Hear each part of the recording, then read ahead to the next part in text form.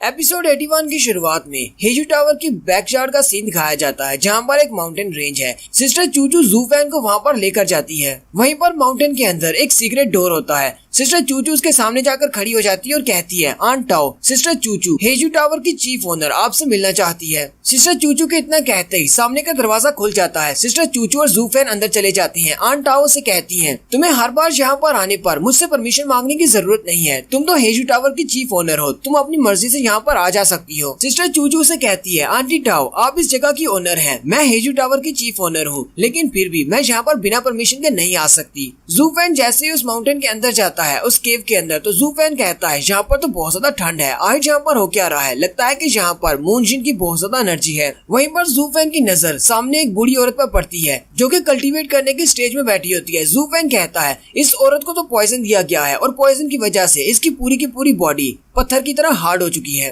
जू फैन उसको देखकर ये सोच रहा होता है, मुझे तो इस बात की समझ नहीं आ रही कि ये औरत जिंदा है या मरी हुई है। इसकी पूरी की पूरी बॉडी पत्थर की तरह हार्ड हो चुकी है, लेकिन फिर भी ये अपनी बॉडी की रिस्ट्रिक्शंस को दूर करते हुए आवाज कैसे पैदा कर सकती है? अभी थोड़ी देर पहले सिस्टर चूचू इसी के साथ बात कर रही थी। पता नहीं इस बूढ़ी औरत की कल्टीवेशन कितनी ज्यादा हाई होगी। जू फैन सिस्टर चूचू से कहता है, मैंने तो ऐसा सोचा भी नहीं था। क्या हेजू टावर के पास वाकई में इतना पावरफुल मास्टर है? उसी वक्त आंट टाओ पीछे से निकलती है और कहती है, पागल लड़के, ये तो एक लिविंग डेड है। जू फैन ये आवाज सुनकर काफी ज्यादा चौंक जाता है और जल्दी से पीछे की तरफ घूमकर देखता है, तो आंट टाओ पीछे की तरफ खड़ी होती है। आंटी टाओ से कहती है, इस मास्टर की पूरी बॉडी बहुत ज्यादा हार्ड हो चुकी है। ये ना तो बोल सकती है, ना ही सुन सकती है और ना ही चल फिर सकती है। यहाँ पर जो कुछ भी हो रहा है वो सब कुछ मैं कर रही हूँ और चूचू के साथ बात भी मैंने की थी। सिस्टर चूचू आंटी टाओ से कहती है, आंटी टाओ प्लीज इस लड़के को माफ कर दे। इस लड़के की कल्टीवेशन इतनी ज्यादा हाई नहीं है, इसलिए ये आपको यहाँ पर सेंस नहीं कर पाया। आंटी टाओ भी काफी ज्यादा खुश हो जाती है और कहती है, चूचू, मैंने आज से पहले तुम्हें किसी भी लड़के को इस तरह डिफेंड करते हुए नहीं देखा। आंटी टाओ से कहती है, कहीं ऐसा तो नहीं कि ये लड़का तुम्हारा? और साथ ही आगे वो कुछ नहीं कहती। वो उसे कहती है, कहीं तुमने इसको दिखा तो नहीं दिया? यहाँ पर कंफ्यूजन क्रिएट करने की कोशिश की जा रही है, कुछ दिखाने का कहा जा रहा है, लेकिन मैं आपको पहले ही बता देता हूँ, आंटी टाओ उसको अपना चेहरा दिखाने की बात कर रही है कि कहीं तुमने इसको अपना चेहरा तो नहीं दिखा दिया। सिस्टर चूचू आंटी टाओ की बात सुनने के बाद शर्माना शुरू कर देती है, क्योंकि सिस्टर चूचू ने जू फैन को पहले ही अपना चेहरा दिखा दिया हुआ है, जबकि जू फैन को इस बात की समझ नहीं आ रही होती। जू फैन सोच रहा होता है, ये मुझे क्या दिखाने की बात कर रही है? कहीं मुझे कोई हजाना तो नहीं दिखाने वाले? चूचू जू फैन को धक्का देते हुए कहती है, ये हमारे हेजू टावर की चीफ एल्केमिस्ट है, आगे बढ़ो और इन्हें रिस्पेक्ट दो। जू फैन उसकी बात सुनकर काफी ज्यादा हैरान होता है और कहता है, आए तुम मुझे इस केव में लेकर क्यों आई हो, वो भी अपने चीफ एल्केमिस्ट के पास? कहीं ऐसा तो नहीं कि तुम ये चाहती हो कि मैं इससे एल्केमी की स्किल सीखूं? तुम्हें लगता है कि मैं एल्केमी में इतना ज्यादा वीक हूँ? मैं तुम्हारी इस मास्टर को सिखा सकता हूँ, लेकिन उसके लिए भी पहले मुझे इसे टेस्ट करना होगा कि क्या ये इतनी ज्यादा क्वालिफाइड है कि जो मुझसे सीख सके।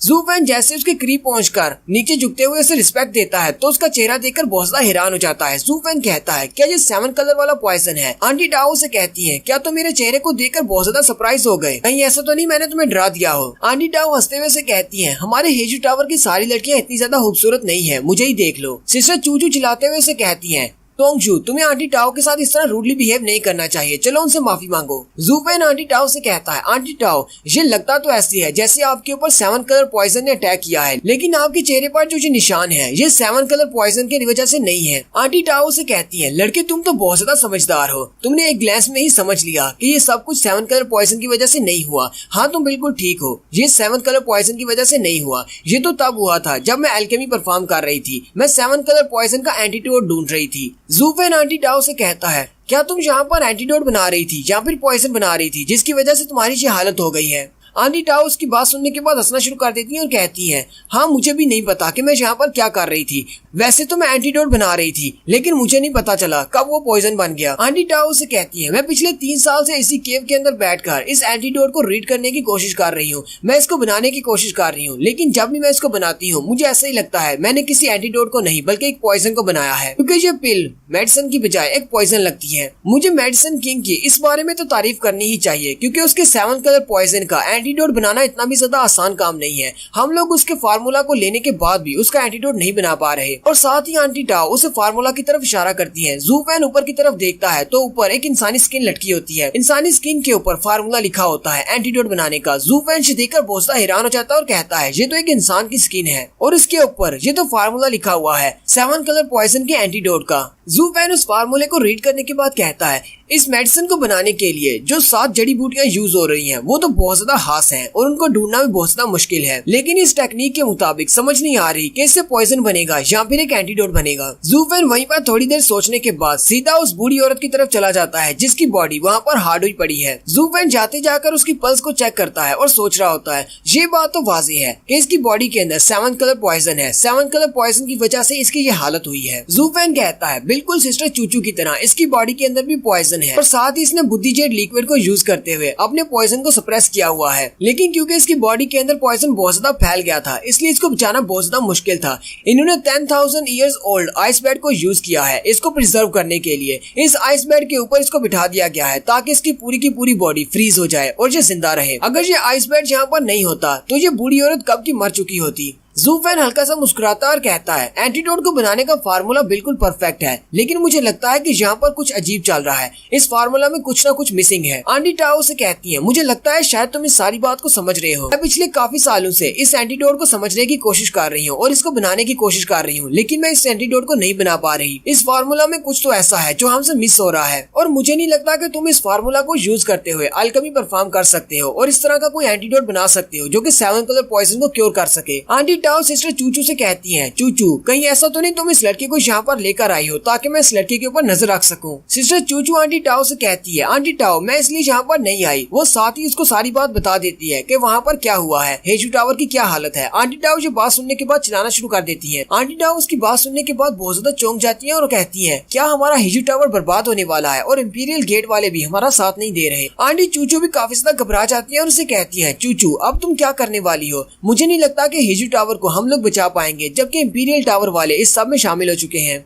चूचू अब तुम क्या करने वाली हो, क्या तुम उन सारी बड़ी फैमिलीज को हेजू टावर को इस तरह बर्बाद करने दोगी। सिस्टर चूचू कहती है नहीं ऐसा नहीं होगा, मैं अपने हेजू टावर को बचाने के लिए सबसे बड़ा बलिदान देने वाली हूँ और साथ ही मैं यहाँ पर आपसे भी कहने के लिए आई हूँ हम सबको उनके साथ फाइट करना होगी जब तक कि हम लोग मर नहीं जाते। हम मरते दम तक उनके साथ फाइट करेंगे और अपने हेजू टावर को बचाने की एक आखिरी कोशिश करेंगे। ज़ू फैन सैक्रिफाइस की बात सुनकर काफी ज्यादा हैरान होता है और साथ ही हमें सैक्रिफाइस के बारे में बताता है कि सैक्रिफाइस का ओरिजिन कहाँ से निकला है। ज़ू फैन कहता है इन बड़ी सातों फैमिलीज के पास एक ऐसा मास्टर है जो कि गाल्ड्राम का है और वो बहुत ज्यादा स्ट्रॉन्ग है। उसको फैमिली का गार्डियन भी कहा जाता है। जब तक कि पूरी की पूरी फैमिली डिस्ट्रॉय होने की कगार पर ना हो वो लोग उस गार्डियन से हेल्प नहीं मांगते और जब उस गार्डियन से हेल्प मांगी जाती है तो हम लोग इसको सैक्रिफाइस कहते हैं, यानी कि वो सारे के सारे लोग मिलकर फाइट करते हैं यहाँ तक कि अपनी जान को भी सैक्रिफाइस कर देते हैं। ज़ू फैन कहता है ये तो वाज़ेह है कि हेजू टावर अपनी आखिरी लिमिट पर पहुंच चुका है। हेजू टावर के पास अब फाइट करने के अलावा और कोई भी रास्ता नहीं बचा। अगर हेजू टावर वालों के पास भी उनके गाल्ड्राम के कुछ गार्डियंस हैं तो ये वार बहुत ज्यादा टफ होने वाली है। 7 फैमिलीज वाले अगर इनको हरा नहीं पाए तो वो सारे मास्टर्स काफी ज्यादा डैमेज टेक करेंगे जिसकी वजह से ये वार काफी ज्यादा स्लो हो जाएगी। ज़ू फैन भी काफी ज्यादा खुश हो जाता है और सिस्टर चूचू से चिल्लाकर कहता है सिस्टर चूचू